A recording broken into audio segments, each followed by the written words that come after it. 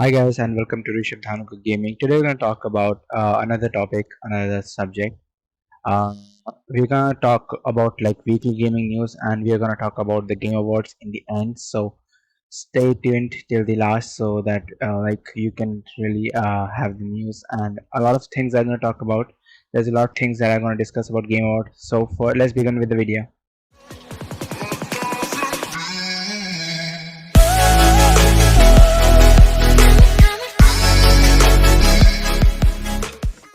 So the first news is that obviously you guys know that Xbox has not making a profit because of its cheap price of its console, mainly the Xbox Series S, and of course the Series X is it's super expensive.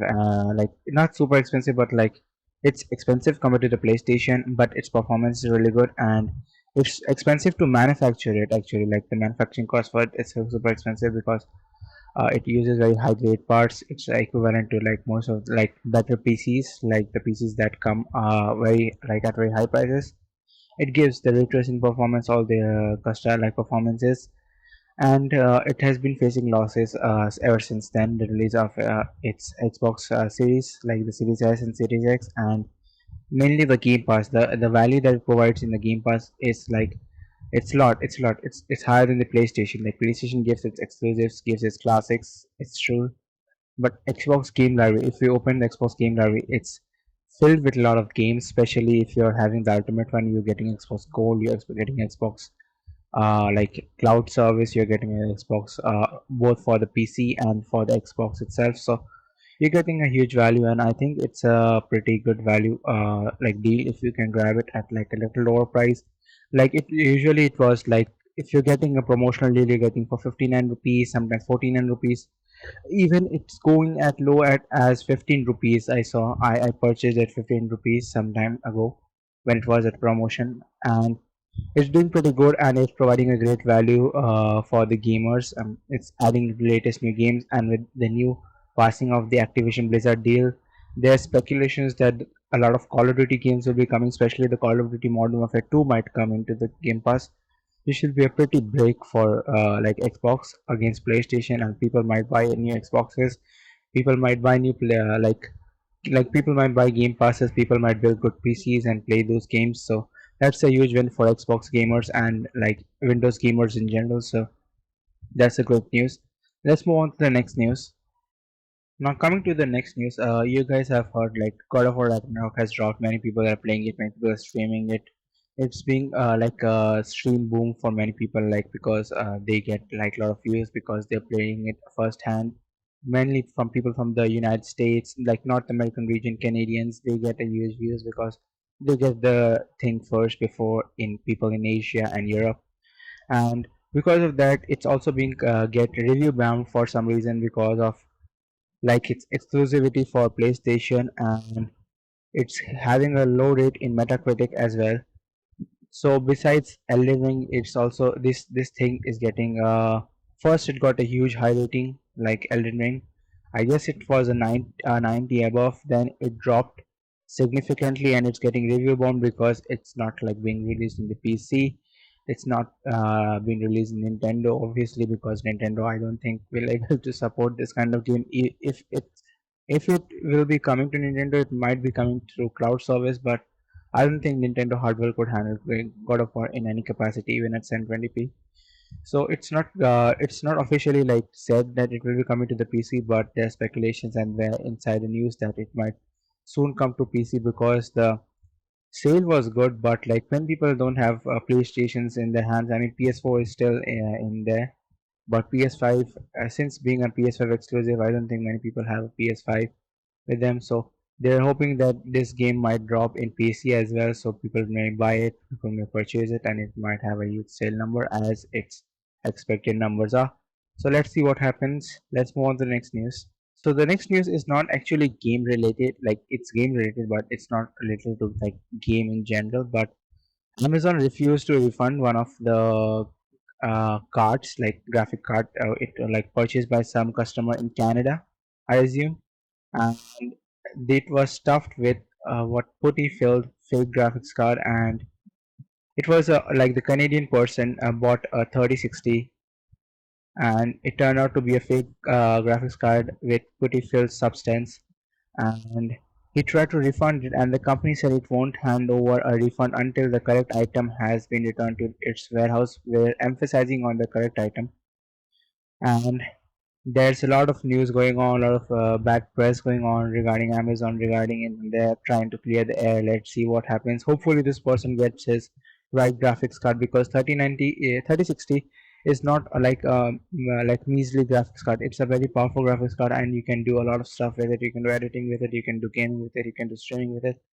And I hope this Canadian person gets his like original graphics card, and he doesn't get scammed over this kind of shit. So let's see what happens. So talking about PlayStation, one of its like prominent franchises, the Uncharted series, is being rebooted. So like the first Uncharted and the second, I think first, second, and third Uncharted are being rebooted. So hopefully there's speculation that this might drop on both PlayStation, like PS5 exclusive, and as like not PS5 exclusive, it will be on PS5 on the PC as well. So that's gonna be a great news. And Naughty Dog is the person who like Oh, Naughty Dog is not being the person who's developing it. It's developed by some other unknown developer, as per the leaks, and they're saying that this might come to the PC and the PS5. It won't be coming to the Xbox, so Xbox fans are pretty disappointed about it. But I mean, getting the game itself is a pretty big thing, and getting it like fully remade is a pretty big thing, in my opinion. I mean, Resident Evil 4 has been remade. I'm really excited for it when it drops. So let's see what happens. Hopefully, this game turns out to be really good.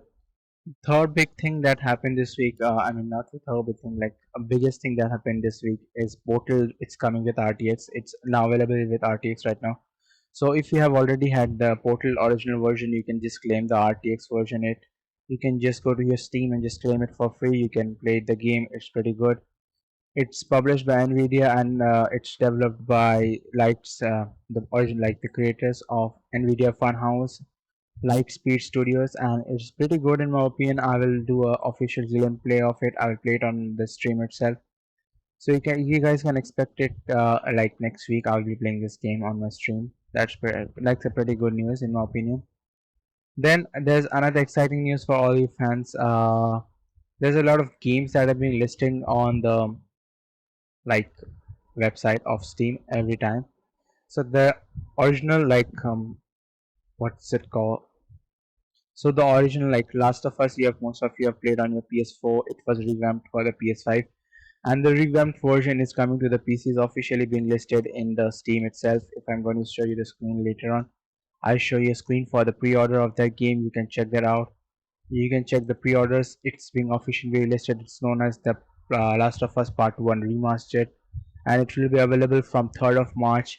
Approximately 2 months left. It is gonna be 4,000 rupees, but hopefully on the launch date or later on you can get it on sale for a little cheaper price. But I think it's a big leap for PlayStation. Like they are releasing mainly the prominent titles in the remastered form, and I think that's pretty cool in my opinion.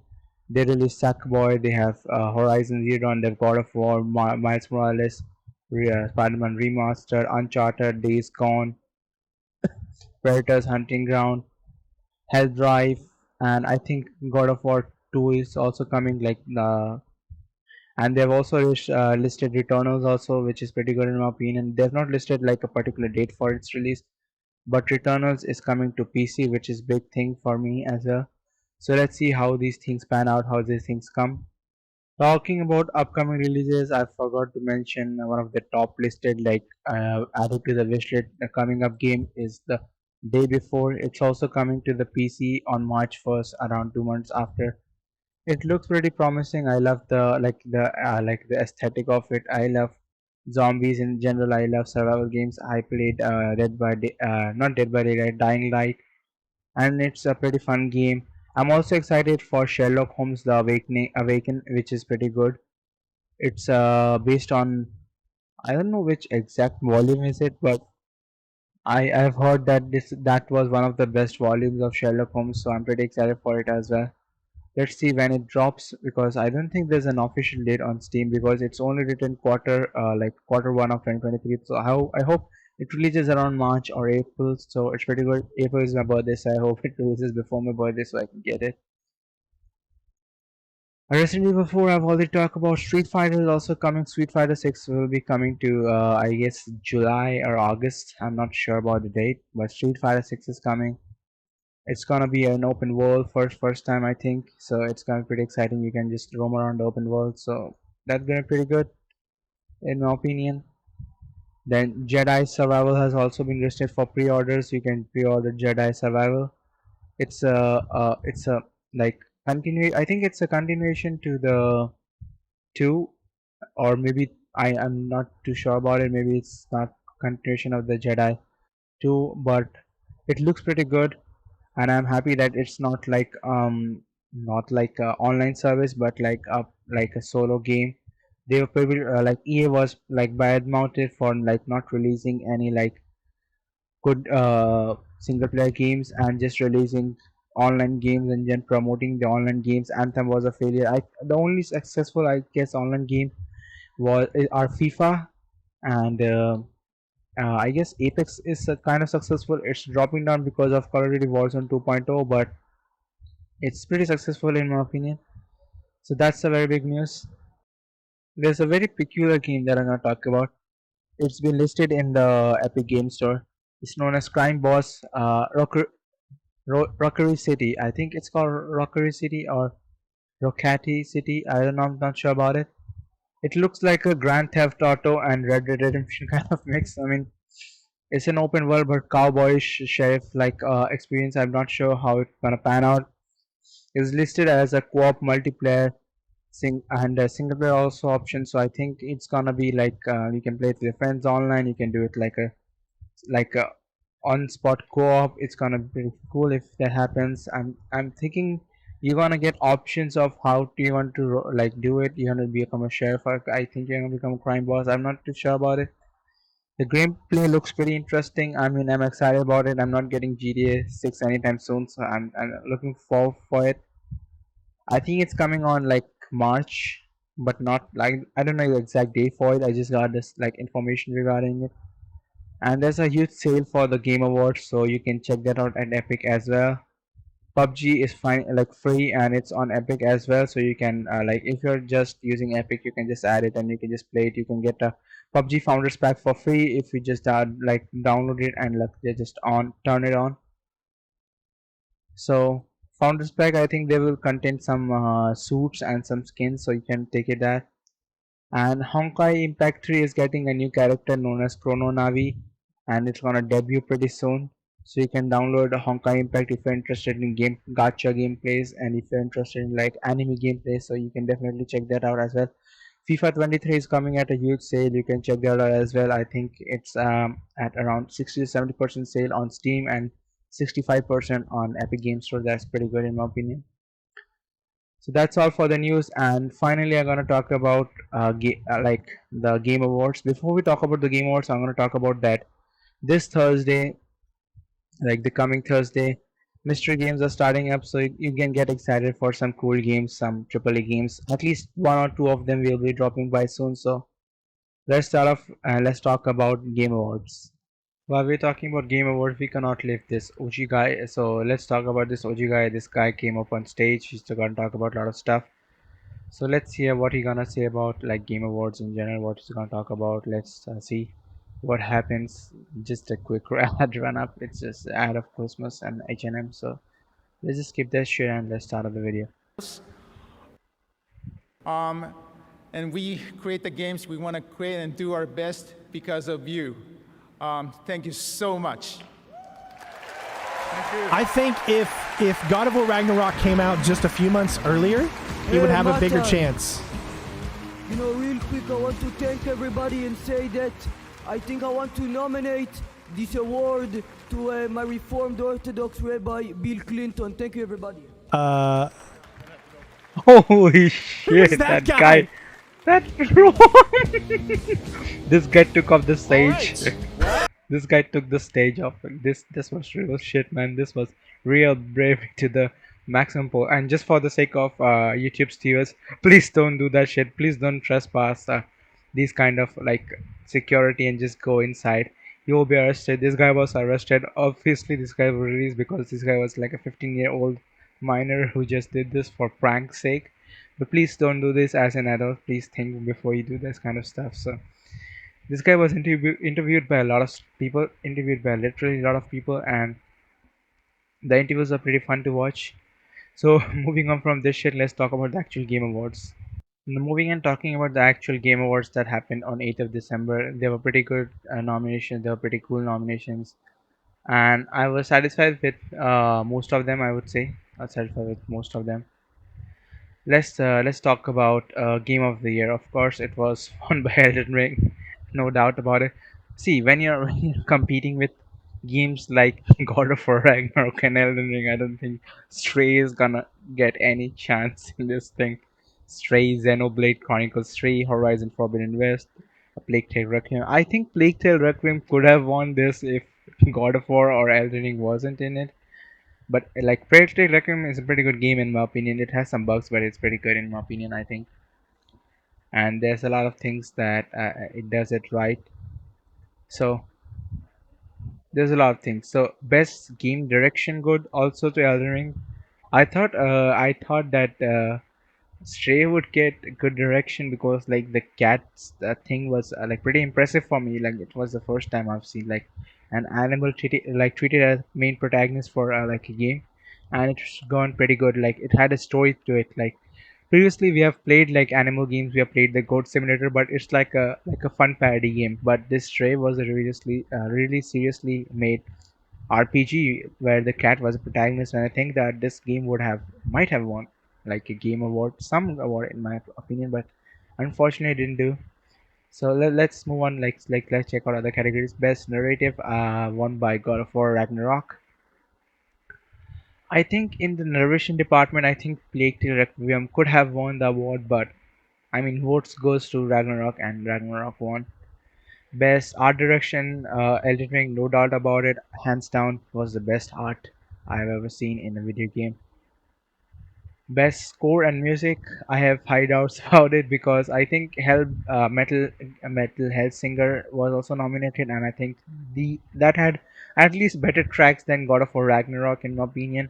I mean, I've not like extensively played Elden Ring, so I can't say about the tracks, all these tracks, but I think Metal Hellsinger has better tracks than God of War. But anyways, God of War won the award, so let's go on with it. Let's go on with it. Another best audio design go by like it went to God of War. I don't think there was any competition because there's Gran Turismo 7, which people were already sharing about. There was Horizon Forbidden West. I didn't like play it extensively, so I can't tell. Elden Ring, same situation, not played extensively, and Modern Warfare 2. I mean, Modern Warfare 2 could have won because it has like good designs, good like sounds, and like good dialogues, good like emphasis on like when to put like the stress on the audience, like the real beats, when to drop the real beats. So I think Call of Duty still had a fighting chance, but anyways, God of War won. Then coming to best performance, it was given to the person who gave voice to like Kratos himself. That is Christopher Judge, God of War, Ragnarok. I think this is without a doubt the best award, and I think he was the only person, like only male person, who was nominated for this like best performance award. Most of them are females. Immortality is Menon Gig. Then God of War Ragnarok again, Sunny Solikin. Solik. I don't know how to pronounce the name. It's very complicated, but sorry if I pronounce it wrong. Plague Tale Requiem is Carletto McBurney, and Forbidden West is Ashley Birch. They were pretty like all of them are phenomenal persons, and I think God of War won it like fair and square in this one. Then Game for Impact, As Dust Falls. There was like pretty good nominations for it, like Endling, Extension is Forever, Hindsight, I Was Teenager, Extra Colonialistic, Citizen Sleepers, and Memoir Blue. But like As Dust Falls is a pretty good game, and I think it deserved it well. Best ongoing game was Final Fantasy. I think it's six. 16. Yeah, it's 14. Sorry, 14. And it won the award for best ongoing game. I have no doubts about it. I mean, I could bet on like Fortnite a little bit, but I don't think Destiny 2 and Apex Legends had a standing chance against Fortnite and Final Fantasy fans. Even Genshin Impact doesn't I have like a like brutal audience like that as Final Fantasy. So I think Final Fantasy won it fair and square, in my opinion.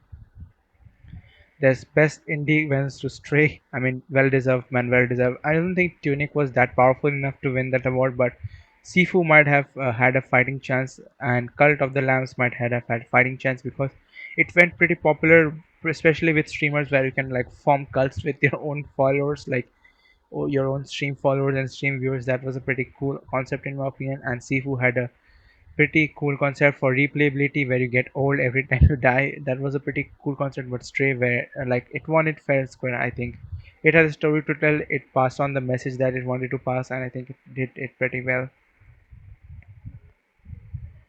Then the best mobile games go to Snap. See, Genshin Impact, I think it would have won the game, but Tower of Fantasy, Diablo Immortals, Diablo Immortals couldn't move. Like it didn't had a fighting chance against like Marvel Snap. See, Marvel as a community has a very big audience compared to all these stuff, and I think only games that would had a fighting chance would be Apex Legend Mobile and Genshin Impact, which obviously were defeated. So huge round of applause to Marvel for this.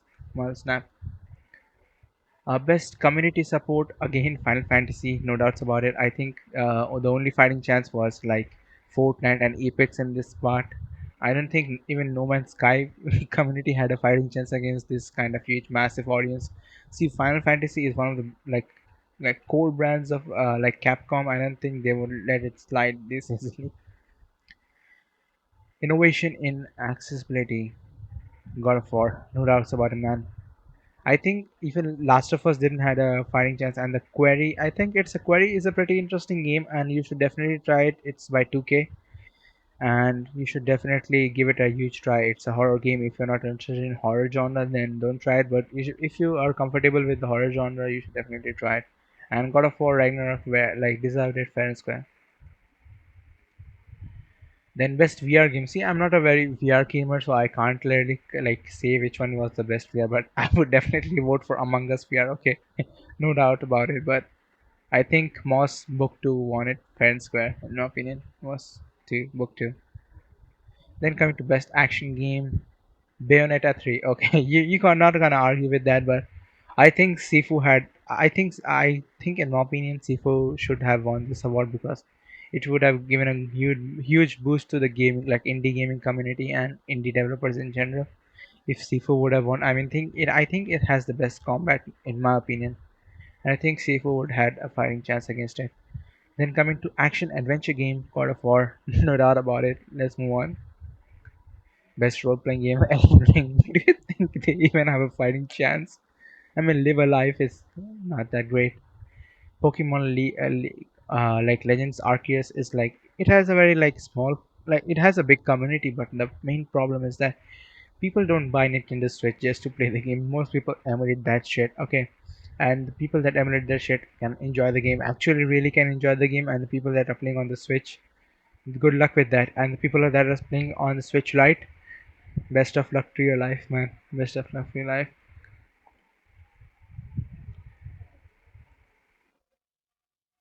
So, role playing game, no doubt. Elden Ring, well deserved, man. Well deserved.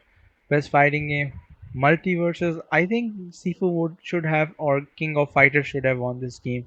But anyways, multiverses is a pretty popular American game. Although it doesn't have like accessibility in Asian servers, but I hope this game, after winning the award, might push its servers to India and other Asian countries as well. Best family game, Kirby won the award. Okay, that was unexpected in my opinion. Splatoon 3 had a fighting chance. Nintendo Switch Sports not a chance. Mario maybe. I think Lego Star Wars after it's been added to the Game Pass might have a fighting chance, but before that I don't think it was like played by a lot of people because People play Star Wars games, but like most of them are not into the Lego remastered version or remade version of it. There are many Lego enthusiast fans who play Lego games, but I don't think many people play Lego games in general. So best simulation strategy game. Mario won it. Well deserved. I guess Mario is good at it. I mean, it's been like it has a lot of experience in it. I think so. Best sports slash racing games. Need for Speed, man. Need for Speed. So, but like Need for Speed was not in the category, unfortunately, for multiple reasons. Most reason being that it's switching it to online services. But I don't think Gran Turismo 7 was a well-deserving candidate, mainly for the problems that people had to face when this like literally start the game. I think if it was not released in this like exact year, and if it was released around the same era as Need for Speed, I think Need for Speed have definitely won this category because like you're talking about like sports slash racing games. This is not like just a racing game genre. I mean, FIFA, NBA were listed. F1 was like listed, and Olili World was listed. I've not played this game. I think it's a skating game, but I've not played it. I don't think Gran Turismo was like well deserving for that. Best multiplayer go to Splatoon 3. I think Call of Duty would have won this game if it didn't have all the hiccups it had. Multiverses was not available in a lot of countries, so I don't think it would have won. Overwatch 2, definitely. I think it's just like a revamped version of Overwatch, so that's why people are not voting for it, and it has very high like qualification levels for playing compy, so many people have dropped it ever since. So best content creator of the year went to Ludwig. I mean, I'm not too into the content. Like, I am into the content creation genre. Like, I create content, but I don't like watch a lot of streamers mainly on YouTube. I think Ludwig is mainly prominent on YouTube for his clips and for his videos. So I've never watched all these like top content creators. I'm mainly into the local creators, and yeah, some prominent creators like Ninja and all that stuff. I that pop sometimes pops into my like recommendations. But usually, I've not watched most of the like top content creators. I've not really watched a lot of Ludwig videos as well. Best debut indie game, Stray. Dude asked about it. Best adaptation, Arcane, League of Legends. Yeah, I mean, Cyberpunk was also a good show. Uncharted definitely didn't have a fighting chance. Sonic Hedgehog, yes, probably. Cuphead, it was a good game, but I don't think it would have won an award for it. Most anticipated game, Legend of Zelda. I didn't expect it to win. I expected Resident Evil 4, but I guess Legend of Zelda has a bigger audience than RE, so even Final Fantasy lives to it. And goddamn, Hogwarts Legacy, I don't have much expectation after seeing the gameplay, but let's see what happens.